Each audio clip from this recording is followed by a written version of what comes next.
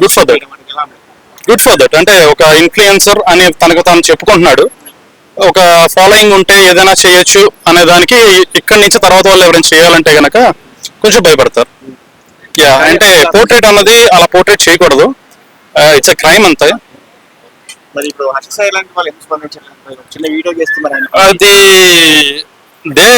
అంటే వాళ్ళ దగ్గర అంటే వాళ్ళు చేయాలి చేయకూడదు అన్నది వాళ్ళ పర్సనల్ థింగ్. అది ఒకటి సాయిధరం తేజ ఎందుకు చేసాడు అని అంటే ఆయన కనిపించింది, ఆయన తప్పు అనిపించింది, ఆయన చేశాడు అంతే. This not topic about Harsha Sai అంతే. అంటే ఒకటి నేను అనేది ఏంటంటే ఒకరు చేశారు ఒకరు చేయలేరు, ఒకరిని మనం పోర్ట్రేట్ చేయడం కాదు. నేను అనేది మీరు దీని గురించి అడిగారు కాబట్టి చెప్తున్నాను. తన ఇది ఏదో వెనకాల ఫాలోయింగ్ ఉంది, నేను ఏదైనా మాట్లాడొచ్చు అనే ధీమాతో మాట్లాడాడు. Now he's going to for jail అంతే. అది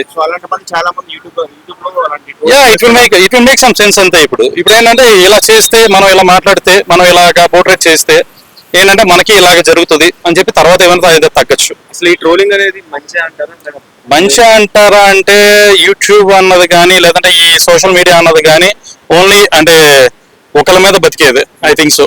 అంటే నా ఒపీనియన్, నా పర్సనల్ ఒపీనియన్ ఏంటంటే ఏదైనా పెట్టచ్చు సొంతవాడు, ఇది మనీ కోసం గెయిన్ చేసేది ఇది.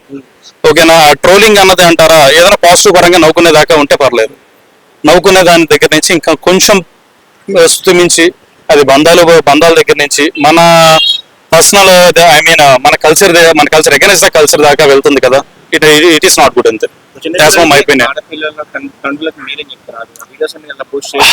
చేయకూడదు అంటే చేయకూడదు అని అంటే ఇప్పుడు పిల్లలు they are living in the social media culture. అంటే చేయకూడదు అని అంటే మనం బంధించి ఎంతసేపు అని ఉంచలేము, ఎందుకంటే ప్రతి ఒక్క చేతిలో ఫోన్లు ఉంటున్నాయి, వాళ్ళు ఏదైనా చేస్తున్నారు. సో ఎందుకంటే మనం ఇంట్లో అమ్మ ఇంత మటుకు చేయకూడదు ఇంత మటుకు చేయాలి అని వాళ్ళు లిమిట్స్ పెట్టి వాళ్ళు ఎడ్యుకేట్ చేయాలి పిల్లల్ని. నా ఒపీనియన్ అది. మనం చేయలేము. ఫైనల్ గా హనుమంతుకి ఎలాంటి శిక్ష అని అంటే తర్వాత యూట్యూబర్లో ఇలాంటి మాటలు మాట్లాడాలంటే భయపడేంత శిక్ష పడాలి I think so. Thank you.